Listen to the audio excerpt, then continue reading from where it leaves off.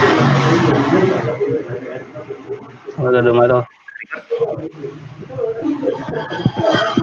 Assalamualaikum warahmatullahi wabarakatuh.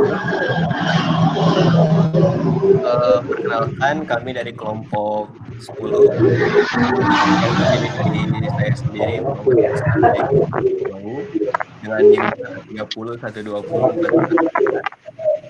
dan dari kelas F4403. Perkenalkan, nama saya Abdul Halim Ivan dari IF 4403 dengan NIM 130 120 4478. Perkenalkan, nama saya Joseph Amadeus Del Sordo dengan NIM 130 120 0444 dari kelas IF 4403. Dan kami di sini akan mempresentasikan tugas besar pendidikan karakter yang sudah kami pelajari, dan dari materi kemarin kami mengambil untuk plastik to save the earth. Nah, di sini penggunaan barang berbahan plastik memang sulit untuk dihindari dan sudah menjadi bagian dari kehidupan sehari-hari. Karena sifatnya yang ringan, mudah ditemukan, dan kuat menjadi plastik praktis untuk digunakan. Hal tersebut jarang membuat konsumsi plastik di rumah menjadi berlebihan sehingga sampah yang dihasilkan pun seringkali menumpuk. Sampah plastik dikenal sangat sulit untuk diurai. Butuh puluhan sampai ratusan tahun untuk sampah plastik terurai secara alami. Sampah plastik yang menumpuk tanpa disadari juga berbahaya dan dapat mengancam kesehatan serta keseimbangan lingkungan sekitar. Meski penggunaan plastik sangat sulit dihindari, namun sangat mungkin untuk dikurangi, terutama dengan mengubah kebiasaan kecil di rumah. Nah, upaya apa saja yang bisa Anda lakukan untuk mengurangi sampah plastik? Nah,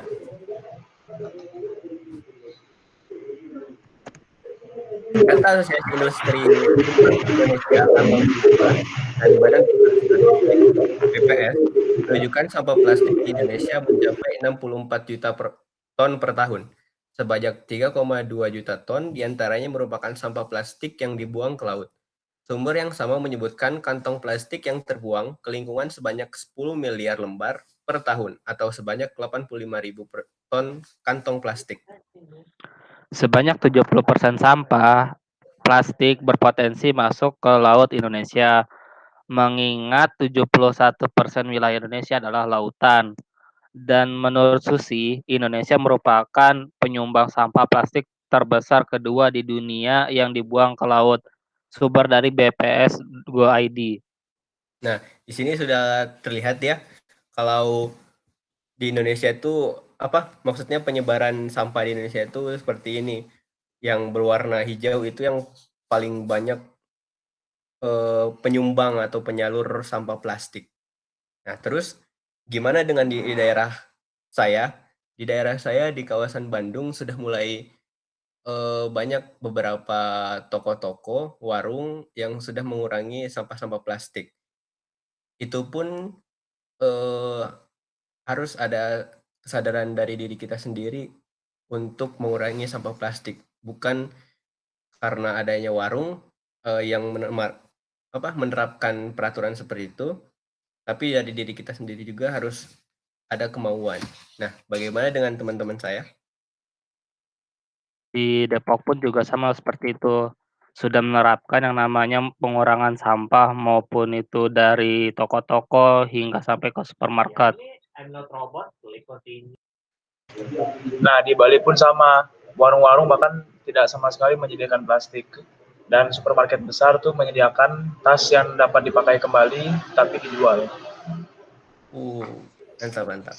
Nah, selanjutnya di sini kita akan memberikan beberapa solusi untuk pengurangan plastik yang bisa dimulai dari diri sendiri. Nah, di situ tuh apa aja sih? Jika Anda terbiasa menggunakan tas belanja plastik, mulai sekarang cobalah gunakan tas belanja yang dapat digunakan kembali Anda bisa memilih model tas tote bag atau eco bag berbahan kanvas atau kain yang mudah dilipat sehingga mudah disimpan. Jadi dipakainya nggak cuma sekali, habis itu dibuang, habis itu dijadiin limbah gitu. Bisa dipakai berkali-kali. Cara ini mungkin terlihat kecil, tapi kalau kita biasain diri untuk membawa tas belanja, Anda tidak hanya mengurangi tumpukan tas plastik saja, tapi juga menghemat biaya penggunaan plastik yang sering Anda temui jika berbelanja di supermarket. Dan yang kedua ada namanya tempat makan dan botol minuman.